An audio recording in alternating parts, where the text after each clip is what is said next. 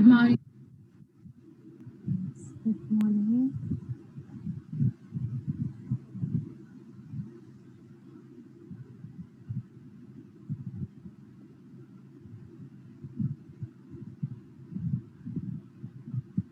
चलिए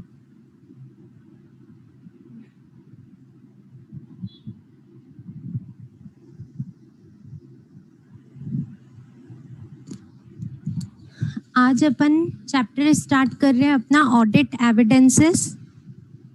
ठीक है, मोस्ट इम्पॉर्टेंट चैप्टर है, आपके इंटर में भी काम आएगा, आपके फाइनल में भी काम आएगा। और फ्यूचर में अगर अपन इंटरनल ऑडिट सेक्टर में जाते हैं या फिर अपन प्रैक्टिस में जा रहे हैं, ठीक है, वहाँ पे भी आपका ये चैप्टर पूरा यूज में आएगा, ये वाला ऑडिट एविडेंसेस। और इसका next chapter that is vouching and verification, ये दोनों चीजें हमारी हमेशा ऑडिट में काम आएगी। और ये ऑडिट का बेस है, साथ में थोड़ा टेक्निकल है ना। यहाँ पे आपको अलग अलग वर्ड्स मिलेंगे सुनने को, ठीक है, जिनको हमें समझना है और उन्हीं टेक्निकल वर्ड्स के नाम से ही हमेशा लर्न रखना है। ठीक है, आज तक अपन ने एक वर्ड पढ़ा है बार बार, ऑडिट प्रोसीजर्स पढ़ा है कि हमें ऑडिट के ड्यूरिंग ऑडिट प्रोसीजर्स अप्लाई करने होते हैं। Yes, ma'am. ऑडिट प्रोसीजर्स कौन कौन से होंगे, कितने टाइप के ऑडिट प्रोसीजर्स होते हैं, उसके अंदर क्या क्या रहता है, ये सारी चीजें हम इस चैप्टर के अंदर पढ़ेंगे। ठीक है, फर्स्ट चीज हम जो इस चैप्टर में पढ़ने वाले हैं that is audit procedures.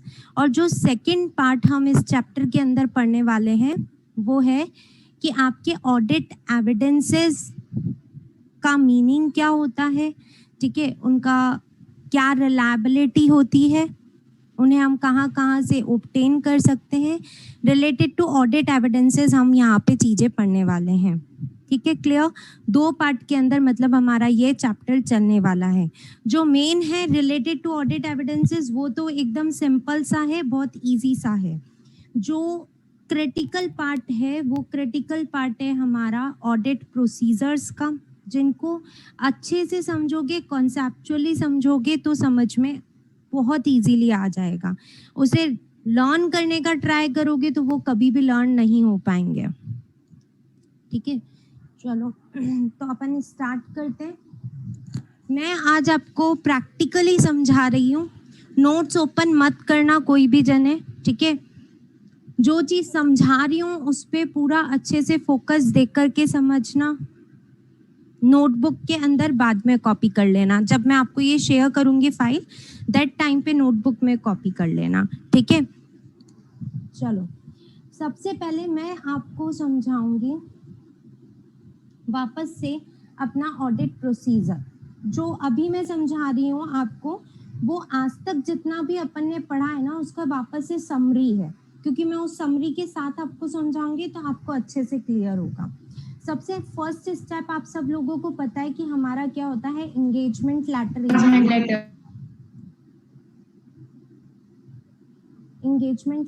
Issue करना होता है।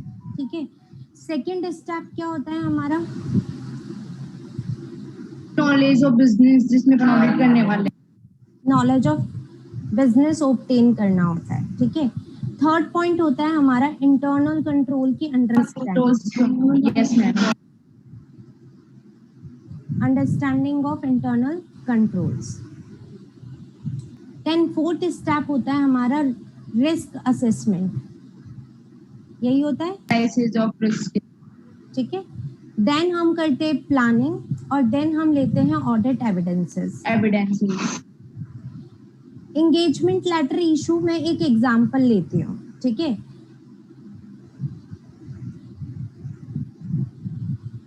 हम एक बाइक शोरूम की बात कर रहे हैं।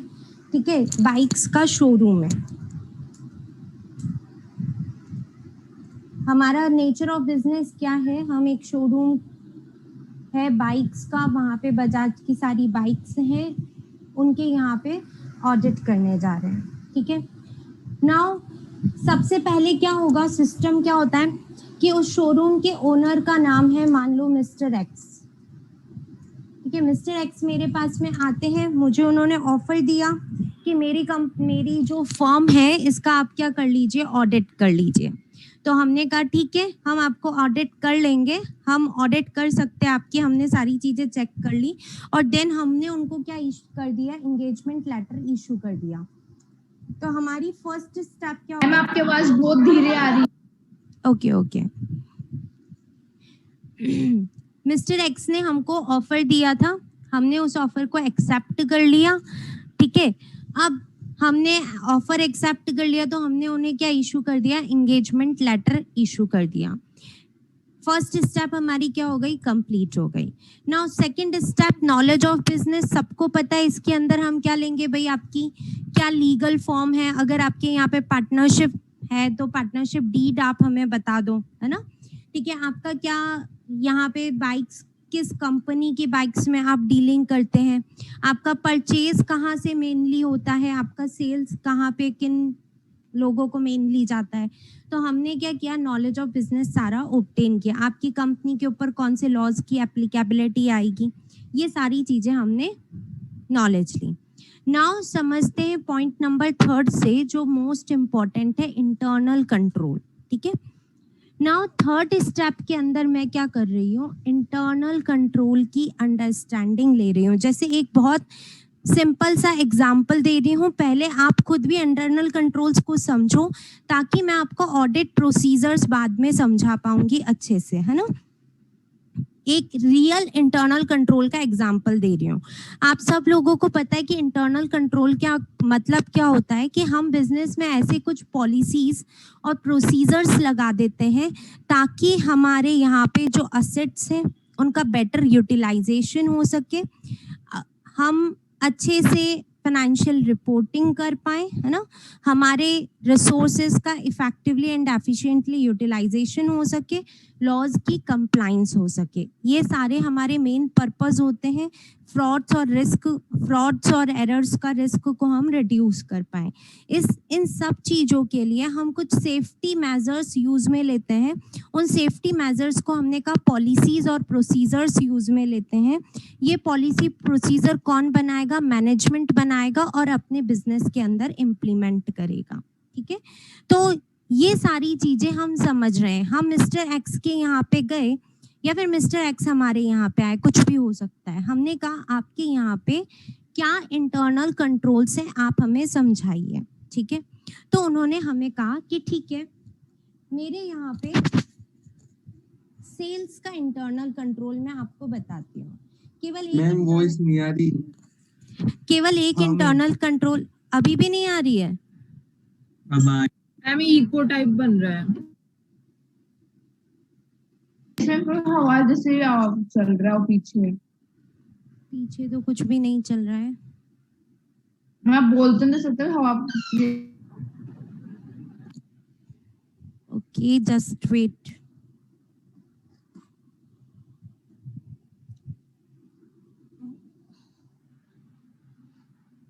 ओके अब आ रही है अच्छे से आवाज, मैम ठीक है। तो अब हम सेल्स का इंटरनल कंट्रोल वो हमें समझा रहे हैं कि हमारे यहाँ पे अगर कोई एक बाइक भी सेल होगी तो वो उसका प्रोसेस क्या रहेगा, वो सारी चीज़ों का नॉलेज वो हमें दे रहे हैं,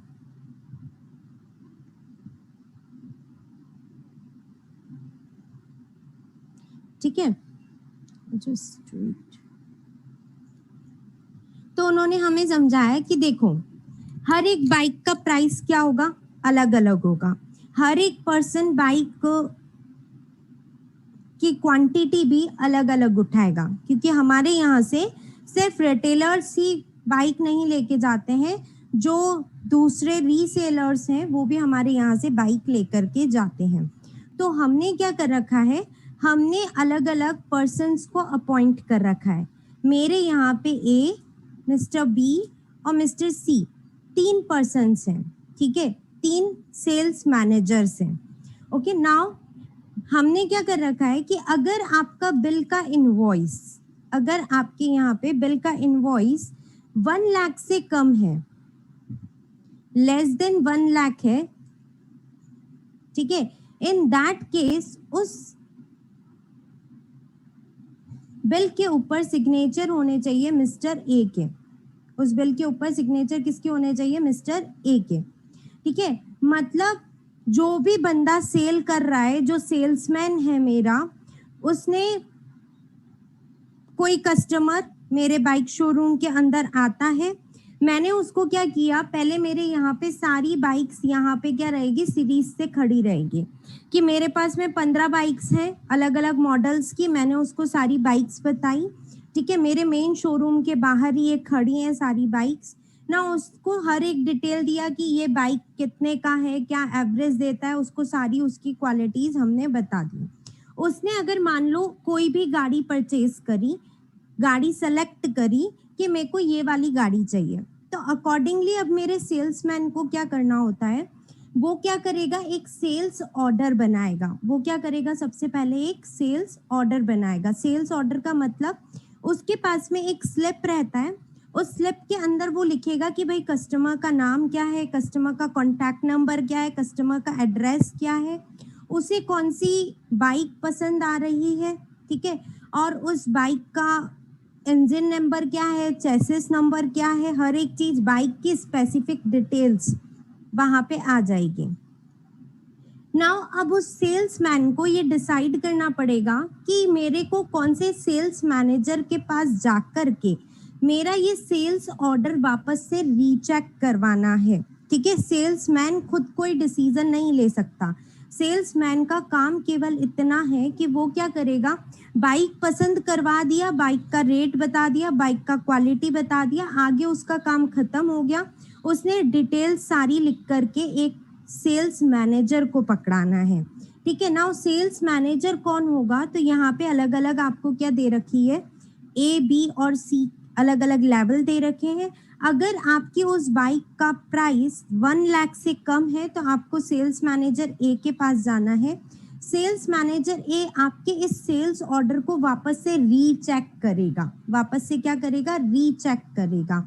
रीचेक कर रहा है मतलब यहाँ पे हमारे यहाँ पे एक इंटरनल कंट्रोल लगा हुआ है कि कोई भी गड़बड़ होगी तो वो यहाँ पे पकड़ में हमें आ जाएगी। कहीं ऐसा तो नहीं है आपने प्राइस सामने वाले को गलत बता दिए। जैसे अगर मान लो मेरे यहाँ पे मैं ये लेवल ही नहीं रखती सेल्स मैनेजर का, सेल्समैन को ही सब कुछ करना होता। अगर मान लो मेरा सेल्समैन का कोई फ्रेंड आ गया, ठीक है, कि यार मुझे ये बाइक पसंद आ रही है 1 लाख रुपए की, बट तू थोड़ा एडजस्ट करना, 80,000 तक दे दे मुझे। ठीक है, तो उसने क्या किया, चल ठीक है तू मेरा फ्रेंड है, मैं तेरे को 80,000 में तो दे दूंगा, बट तू मुझे क्या करेगा, 5,000 रुपए तुझे मुझे इसके देने पड़ेंगे। हाँ, मैं तेरे को बेनिफिट करवा रहा हूँ ना इतना।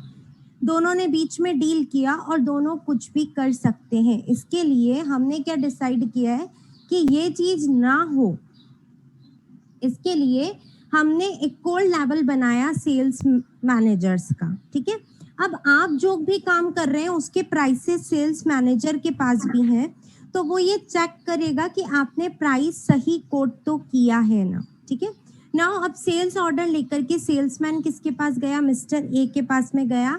बाइक का प्राइस था 1 लाख रुपए, तो 1 लाख रुपए तक की सेलिंग के लिए उसे मिस्टर ए के पास जाना था। मिस्टर ए के पास गया, मिस्टर ए ने क्या चेक किया कि आप इसे कौन सी बाइक दे रहे हो, है ना, क्या वो बाइक हमारे गोडाउन के अंदर पड़ी भी है या नहीं पड़ी है। फर्स्ट चीज उसने ये चेक करी, अवेलेबिलिटी ऑफ बाइक है या नहीं है। ठीक है, जो आपने बाइक का यहाँ पे चेसिस नंबर, इंजन नंबर लिखा है, वो चीज हमने वहां से क्रॉस वेरीफाई करी। ठीक है, देन हमने कहा ठीक है इसे ये वाला पर्टिकुलर मॉडल चाहिए, हम इसे दे देंगे ये पर्टिकुलर मॉडल। उससे रिलेटेड हमने क्या किया, पूरा एक सेल्स ऑर्डर पे सिग्नेचर किए मिस्टर ए ने, फिर इसको भेजा कि आप अकाउंटिंग डिपार्टमेंट में जाकर के इसका बिल बनवा लो, इसका क्या करवा लो, बिल बनवा लो। ठीक है, देन सेल्समैन बिल बनवाएगा। उससे पहले क्या होगा कि हमें शोरूम के अंदर तो लिमिटेड हमारी 15 बाइक्स खड़ी है कि हमारे पास मॉडल है ये 15, आप सेलेक्ट कर लो। हम शोरूम से ही जो बाइक उसने देखी वो निकाल के नहीं देते हैं, है ना। हमने क्या किया, यहाँ पे सिर्फ एक शो पीस के लिए 15 बाइक्स लगा रखी है। हमारा पूरा स्टॉक कहाँ है, हमारा पूरा स्टॉक पड़ा है हमारे गोडाउन के अंदर, जो हमारे शोरूम के जस्ट बैक साइड में है। तो मेरे को जो ये सेल्स ऑर्डर है इसको हम 3 कॉपी के अंदर बनाते हैं। ये जो सेल्स ऑर्डर है इसको हम 3 कॉपी के अंदर बनाते हैं। एक कॉपी रहती है सेल्समैन के पास में, एक कॉपी रहती है सेल्स मैनेजर के पास में, और एक कॉपी हम भेजते हैं गोडाउन वाले के पास में। ठीक है, गोडाउन वाला देखता है कि उसे कौन सा मॉडल यहाँ से बाहर निकालना है। ठीक है, नाउ गोडाउन वाला भी ऐसा नहीं है कि खुद ही अंदर जाकर के अकेला अंदर गया और निकाल के दे दी सेल्समैन को।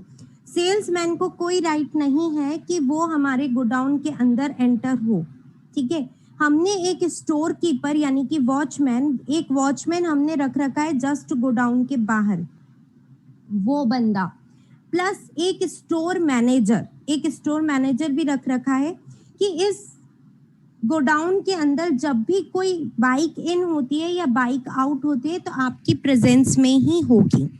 ठीक है, अब हमने क्या किया, हमको ये मॉडल चाहिए, अब आपके यहाँ पे अवेलेबिलिटी आप देख करके हमें क्या दे दीजिए, एक बाइक निकाल के दे दीजिए।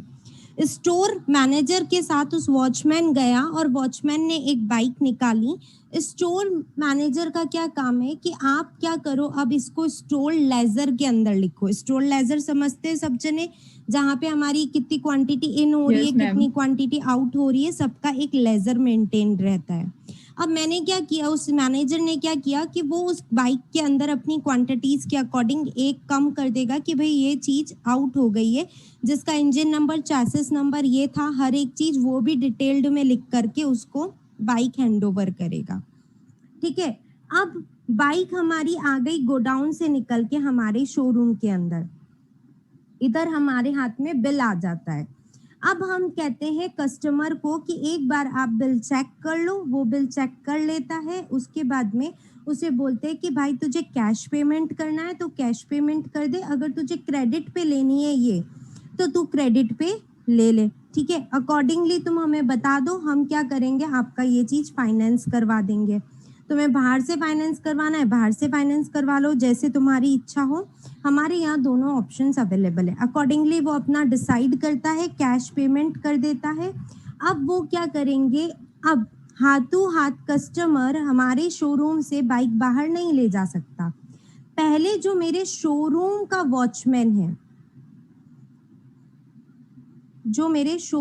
वॉचमैन है, ठीक है, वो क्या करेगा, एक गेट पास बनाएगा। क्या बनाएगा, एक गेट पास बनाएगा। गेट पास मतलब इस शोरूम से क्या चीज बाहर निकल के जा रही है, उसे बाहर निकलने का टाइमिंग क्या है। ठीक है, जो बाइक बाहर जा रही है उसका इंजन नंबर क्या है, कितने नंबर ऑफ बाइक्स बाहर जा रहे हैं, किसकी परमिशन से जा रहे हैं, ये हर एक चीज गेट पास के अंदर लिखी हुई रहती है, छोटी छोटी सी स्लिप्स होती हैं। ठीक है, अब उन्होंने कहा कि अब हमारे पास में यहाँ पे गेट पास बनेगा और उसके बाद में कस्टमर इस बाइक के साथ में हमारे शोरूम से बाहर निकल के जा सकता है। तो इस पूरा सेल, कोई भी सेल कंडक्ट हुई या नहीं हुई, इसके लिए इतने सारे लोग इसके अंदर इन्वॉल्व हैं। ठीक है, कितने लेवल के अंदर अलग अलग लोग इन्वॉल्व है, ठेठ वॉचमैन से लेकर के एक मैनेजर तक हर एक बंदा यहाँ पे क्या है, इन्वॉल्व है इसके अंदर। तो हमारे यहाँ पे इनसे रिलेटेड कि भाई सेल में कोई गड़बड़ हो जाए, ऐसा होने के चांसेस बहुत रेयर है। ये उन्होंने हमें नॉलेज दिया, किसका, अंडरस्टैंडिंग दी किसकी, अपने यहाँ पे इंटरनल कंट्रोल्स की। समझ में आया क्या प्रोसेस है पूरा? Yes ma'am. ठीक है, अब मिस्टर बी के पास हम कब जाते हैं, सेम चीज प्रोसेस तो वही रहेगा। हमने कहा भाई 5 लाख तक की बिलिंग अमाउंट होती है तो आप मिस्टर बी के पास जाओगे, और अगर ग्रेटर देन होती है, अगर आपकी वैल्यू ग्रेटर देन 5 लाख है तो आपको मिस्टर सी के पास में जाना है। ये हमने नॉलेज लिया, सारा अंडरस्टैंडिंग लिया इंटरनल कंट्रोल का। 3rd नंबर स्टेप पे ये सारी चीजें मुझे बाइक के ओनर शोरूम के ओनर मिस्टर एक्स ने मुझे सारी चीजें बताई, तो मैंने सुनी, मैंने कहा कि अच्छा आपके यहाँ पे इंटरनल कंट्रोल बहुत अच्छा है। ठीक है, ये हो गई मेरी 3rd स्टेप की बातें। अब मैं आई 4th स्टेप के अंदर। ठीक है, 4th स्टेप में मैं क्या करूंगी, जस्ट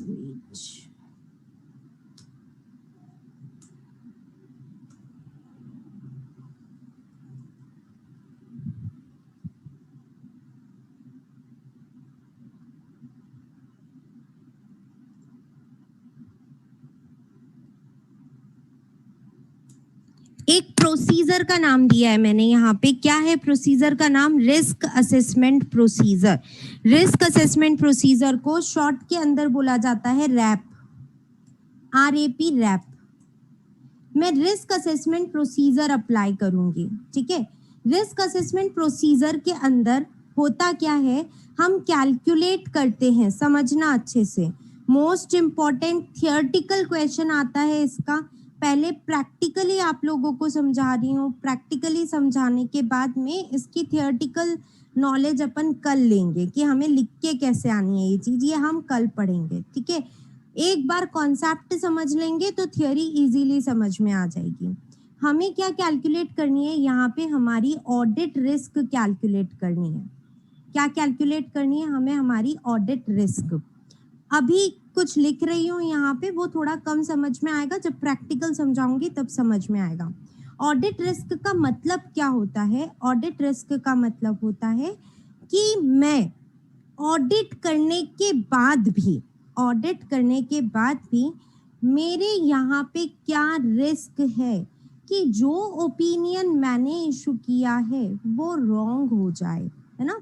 क्या कहा मैंने? ऑडिट रिस्क का मतलब, ऑडिट रिस्क कैलकुलेट कर रही हूँ मैं रिस्क असेसमेंट प्रोसीजर्स अप्लाई करके, जिसे कहते हैं रैप। ऑडिट रिस्क का मतलब क्या हुआ कि जो मैंने जिस भी कंपनी का ऑडिट कर रही हूँ, क्या चांसेस है कि मैंने अच्छे से ऑडिट किया, प्लानिंग बहुत अच्छे से किया, एविडेंसेस भी लिए मैंने, सारे स्टैंडर्ड्स को फॉलो करते हुए भी ऑडिट किया, बट फिर भी क्या चांसेस हैं कि मैंने जो मेरा ओपिनियन इशू किया है वो ओपिनियन की भाई आपकी financials free from material misstatement है, ये मेरा रॉन्ग हो जाए, इसके क्या चांसेस हैं? इस रिस्क को हम कहते हैं ऑडिट रिस्क, ठीक है। क्लियर, समझ में आया थोड़ा बहुत क्या हुई ऑडिट रिस्क मेरी?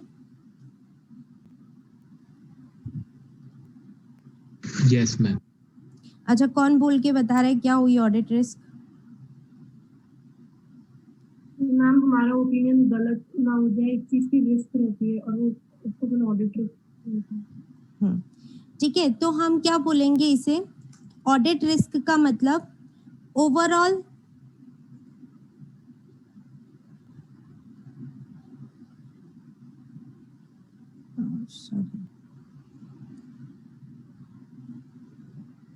auditor issue wrong opinion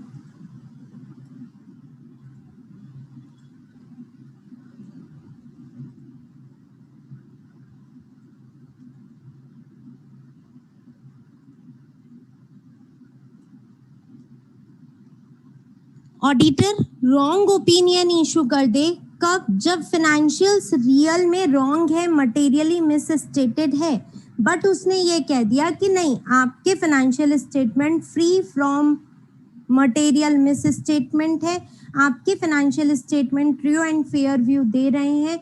ऐसा कब हो सकता है ना, उसका एग्जांपल मैं अभी आपको दे रही हूँ। उसको हम क्या कहेंगे? ऑडिट रिस्क कहेंगे। उसको हम क्या कहते हैं? ऑडिट रिस्क कहते हैं। क्लियर? ऑडिट रिस्क के 3 टाइप्स होते हैं। ऑडिट रिस्क के 3 टाइप्स होते हैं। फर्स्ट इज इनहेरेंट रिस्क, पढ़ी है ये हमने थोड़ी बहुत। Second one is control risk, ठीक है, and third one is detection risk. Third one is detection risk, ठीक है। जो फर्स्ट 2 रिस्क है, इनहेरेंट रिस्क और कंट्रोल रिस्क, इन दोनों को मिलाकर बोलते हैं risk of material misstatement. इन दोनों को मिलाकर क्या बोलते हैं? Risk of material misstatement. और जब इसके अंदर डिटेक्शन रिस्क भी इंक्लूड कर दी जाती है तो उसे बोलते हैं ऑडिट रिस्क। समझा रही हूँ अच्छे से, अभी सिर्फ एक डिस्क्रिप्शन दे रही हूँ। फर्स्ट 2 रिस्क को हमने कहा risk of material miss statement, and जब इसमें डिटेक्शन रिस्क भी इंक्लूड हो जाती है तो उसे हम कहते हैं ऑडिट रिस्क। अब प्रैक्टिकली समझो। प्रैक्टिकली क्या? मैंने इंटरनल कंट्रोल अभी अभी आपको सेल्स का समझाया, ठीक है। अब मान लो मेरे यहाँ पे इस बाइक शोरूम में क्या इनहेरेंट रिस्क है? इनहेरेंट रिस्क का मतलब क्या होता है कि मेरे यहाँ पे कोई भी इंटरनल कंट्रोल्स नहीं है, मेरे यहाँ पे कोई भी इंटरनल कंट्रोल्स नहीं है, तो मेरे फाइनेंशियल स्टेटमेंट में गड़बड़ होने के, यानी वो मटेरियली मिस स्टेटेड है, इसके क्या चांसेस हो सकते हैं, उसे हम क्या कहते हैं, इनहेरेंट रिस्क। इनहेरेंट रिस्क का मतलब जब मेरे यहाँ पे कोई कंट्रोल्स ही नहीं है तो मेरे यहाँ पे रिस्क का लेवल क्या होगा, बहुत ज्यादा हाई होगा। ठीक है, उस हाई रिस्क को मैं क्या कर सकती हूँ, रिड्यूस कर सकती हूँ। कैसे रिड्यूस कर सकती हूँ, इंटरनल कंट्रोल्स लगा करके मैं उसको रिस्क को रिड्यूस कर सकती हूँ।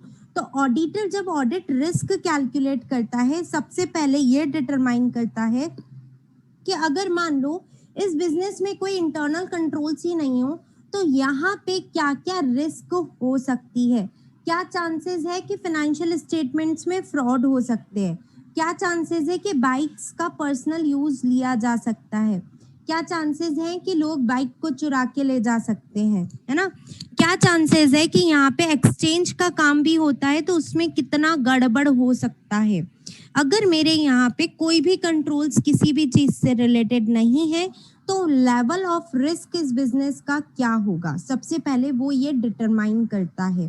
ठीक है, नाउ जब उसने इनहेरेंट रिस्क डिटरमाइन कर ली, उसके बाद में वो आता है कि अब मेरे को जो अंडरस्टैंडिंग दिया था इन्होंने इंटरनल कंट्रोल्स का, उन कंट्रोल्स के अकॉर्डिंग मेरे यहाँ पे क्या रिस्क रह जाती है, क्योंकि अब कंट्रोल्स लगा दिए तो इनहेरेंट रिस्क क्या हो जाएगी, मेरी रिड्यूस हो जाएगी। तो कंट्रोल्स लगाने के बाद में इस बिजनेस में क्या रिस्क रह जाएगी, उसे हम कहते हैं कंट्रोल रिस्क। ठीक है, समझ में आई दोनों रिस्क?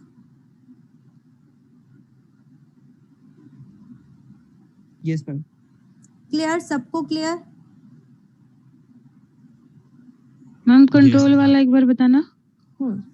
कंट्रोल रिस्क का मतलब है कि मैंने आपको अभी बहुत सारी इनहेरेंट रिस्क बताई, क्या क्या, कि मेरे यहाँ से कोई बाइक चुरा करके आप अपने घर पे ले जाके रख दो, है ना, मेरे यहाँ पे मान लो आई तो 50 बाइक थी बट तुमने उसको इन्हीं 48 किया, 2 अपने घर पे रास्ते से उठा के ले गए तुम, इसका भी क्या रिस्क है ना। मेरे यहाँ पे एक्सचेंज का काम चलता है कि भाई पुरानी बाइक लाओ, नई बाइक ले जाओ, तो पुरानी बाइक का वैल्यूएशन किया जाता है कि वो कितने रुपए की है, तो नई बाइक से उसका प्राइस क्या कर देते, लेस कर देते। तो अब क्या रिस्क है कि वो सामने वाला बंदा पुरानी बाइक का वैल्यूएशन एक्सेस नहीं कर दे। तो ये सारी रिस्क कौन सी रिस्क है, मेरी इनहेरेंट रिस्क है। कब इसे इनहेरेंट कहेंगे कि भाई कंट्रोल्स लगाने के कंट्रोल्स लगाने से पहले मेरा लेवल ऑफ रिस्क क्या है, उसे मैंने कहा इनहेरेंट रिस्क। अब मैंने कुछ कंट्रोल्स लगा दिए, क्या कंट्रोल्स लगा दिए कि भाई जब भी मेरा कोई गुड्स इन होएगा वहां पे मेरा वॉचमैन फिजिकल वेरीफाई करेगा कि कितनी बाइक्स अंदर आ रही है। ठीक है, हमेशा गिनेगा, मुझसे परचेज ऑर्डर लेगा, मुझसे बात करेगा कितनी बाइक्स का ऑर्डर दिया था, मैं उसे बताऊंगी कि 50 बाइक्स का ऑर्डर दिया था। अब वो 50 बाइक काउंट करेगा और काउंट करके फिर वो मेरे गोडाउन के अंदर उसकी एंट्री कराएगा। देन वापस से मेरा स्टोर लेजर वाला बंदा क्या करेगा, काउंट करेगा और फिर अपनी स्टोर लेजर के अंदर एंट्री करके उन्हें गोडाउन के अंदर रखेगा। तो अब मेरी रिस्क का लेवल क्या हो गया, थोड़ा रिड्यूस हो गया। तो कंट्रोल्स लगाने के बाद में अब मेरे बिजनेस में क्या लेवल ऑफ रिस्क रह गया है, उसे कहते हैं कंट्रोल रिस्क। तो ऑडिटर ये डिटरमाइन करता है कि आपके बिजनेस में इंटरनल कंट्रोल्स अगर अच्छे हैं तो अब रिस्क का लेवल क्या रह गया। ठीक है, अब भी फ्रॉड तो हो सकते हैं, अब भी गड़बड़ तो हो सकती है, एरर्स तो हो ही सकती है, तो रिस्क कभी भी जीरो नहीं होगी, आपका कंट्रोल लगाने के बाद भी कुछ ना कुछ रिस्क रहेगी। समझ में आई कंट्रोल रिस्क? Yes ma'am. ठीक है, नाउ अब समझो डिटेक्शन रिस्क, जो आप लोगों के लिए बिल्कुल न्यू है। कैसे, देखो मैं अब एक प्रैक्टिकल एग्जांपल दे रही हूँ। मैंने आपको सेल्स का इंटरनल कंट्रोल समझाया था, क्या कि अगर बिल का अमाउंट 1 लाख रुपए है ना, 1 लाख रुपए तक है तो मिस्टर ए से साइन कराएंगे, 5 लाख तक है तो बी से साइन कराएंगे, 5 लाख से ज्यादा है तो सी हमें अलाउड करेगा कि भाई आप ये सेल्स ऑर्डर आपने सही बनाया, गलत बनाया, कैसे बनाया। ठीक है, नाउ मेरा जो सेल्समैन है उसने कोई सेटिंग कर लिया बाहर, है ना। मान लो एक वाई एंटरप्राइजेज है, वो हमेशा मेरे यहाँ से गुड्स लेकर के जाते हैं। उसने कोई सेटिंग कर लिया कि मैं तुम्हें पर बाइक ना 2,000 रुपये कम करवा दूंगा, बट तुम मुझे पर मंथ 10,000 का पेमेंट करना, तो मैं तुम्हारे यहाँ पे 2,000 रुपये कम करवा दूंगा, ठीक है। मैंने तो उससे इस तरीके से सेटिंग हो गई।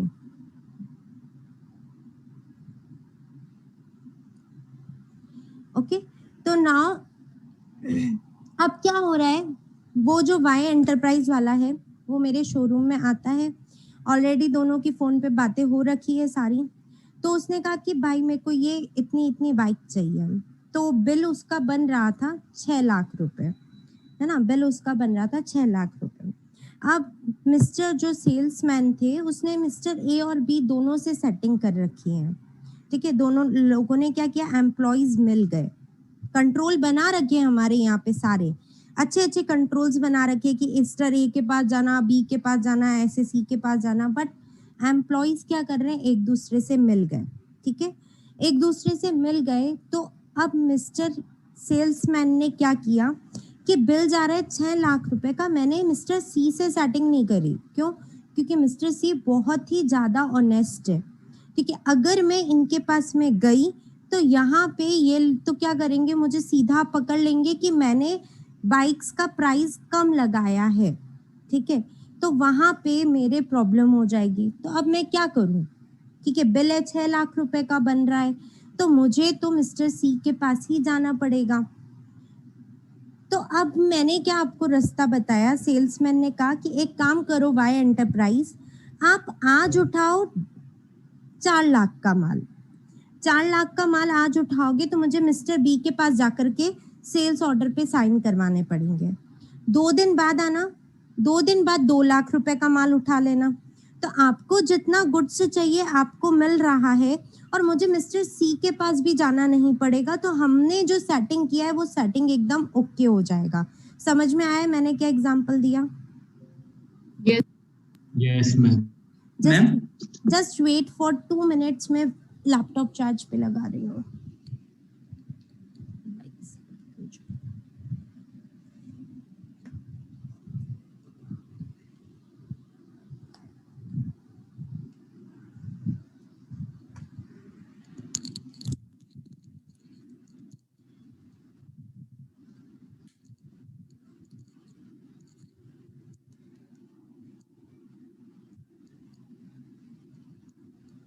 यस मैम हम्म मैम ऐसे तो लॉन्ग रन में पकड़े जाएंगे ना, मतलब जब कोई आएगा, हाँ, मतलब चेक वेक करने। चेक करने आएंगे जब पकड़े जाएंगे, है ना। बट अगर आप बहुत ही अच्छे से चालाकी करके काम कर रहे हो तो आप नहीं भी पकड़े जाओगे। फ्रॉड्स ऐसे ही तो होते हैं बिजनेसेस के अंदर कि आपको इस तरीके से मैनिपुलेशन करना होता है कि आप कभी पकड़े ना जाओ, इस तरीके से सेटिंग करनी होती है और ये सेटिंग हायर लेवल तक होती है। ऑब्वियसली लोगों को पता चलता है कि कुछ तो गड़बड़ हो रही है, बट आपको अगर एविडेंसेस मिलेंगे तभी तो आप उनके खिलाफ कुछ कर पाओगे। लॉन्ग रन में नो डाउट आप पकड़े जाओगे। अगर आपने बहुत ही अच्छे से एविडेंसेस को हटा दिया है तो आप कभी नहीं पकड़े जाओगे। डाउट हमेशा रहेगा आपके लिए मन में, बट आप उस तरीके से पकड़े नहीं जाओगे, आपके पास में कोई एविडेंसेस नहीं रहेंगे, ठीक है। और अगर एविडेंसेस मिल गए तो आपके खिलाफ एक्शंस भी ले सकते हैं। ओके, तो समझ में आया क्या बोला मैंने अभी तक एग्जाम्पल? तो अब मैंने Yes, क्या ma'am. किया, कंट्रोल्स काफी अच्छे लेवल से लगाए थे, ठीक है। बट क्या मेरे कंट्रोल्स लगाने के बाद भी क्या ऑडिटर पूरी तरह से ये रिलाय कर सकता है कि कोई गड़बड़ नहीं रह सकती है? ऐसा नहीं हो सकता, गड़बड़ रह सकती है अब भी। तो इंटरनल कंट्रोल्स लगाने के बाद में भी ये जो रिस्क है कि सारे एम्प्लॉयज क्या हो गए, मिल गए हैं, इसे हम कौन सी रिस्क कहते हैं? कंट्रोल रिस्क कहते हैं, ठीक है। अब आते हैं हम लोग डिटेक्शन रिस्क पे। 1 minute, just 2 minute. Control risk का इस तरीके से ऑडिटर क्या करते हैं, असेसमेंट करते हैं कि भाई आपके यहाँ पे अच्छे से कंट्रोल्स लगाने के बाद भी क्या ऐसे पैरामीटर्स हो सकते हैं कि लोग मिलकर के क्या कर ले, फ्रॉड कर ले। तो अब इसका मैं एक जजमेंट करती हूँ, एक स्टैटिस्टिकल तरीके से इसका एक जजमेंट करती हूँ कि क्या लेवल ऑफ रिस्क रहेगा आपका, और उसके अकॉर्डिंग मैं डिसाइड करती हूँ कि मुझे अब जो एविडेंसेस कलेक्ट करने हैं, मुझे जो अब ट्रांजैक्शंस की चेकिंग करनी है, वो कितना इन डेप्थ जाकर के करनी है। ठीक है, तो जो risk of material miss statement होता है, मैंने आपको क्या कहा, फर्स्ट 2 रिस्क को मिला के हम क्या कहते हैं, risk of material miss statement, कि आपके यहाँ पे गड़बड़ होने के क्या चांसेस है, that is risk of material miss statement. इसका क्या मीनिंग हुआ, internal inherent risk multiply by control risk. जब हमने इनहेरेंट रिस्क और कंट्रोल रिस्क को जज करके एक वैल्यू निकाल लिया है, that is my risk of material misstatement, और इसके बिहाफ पे मैं डिसाइड करती हूँ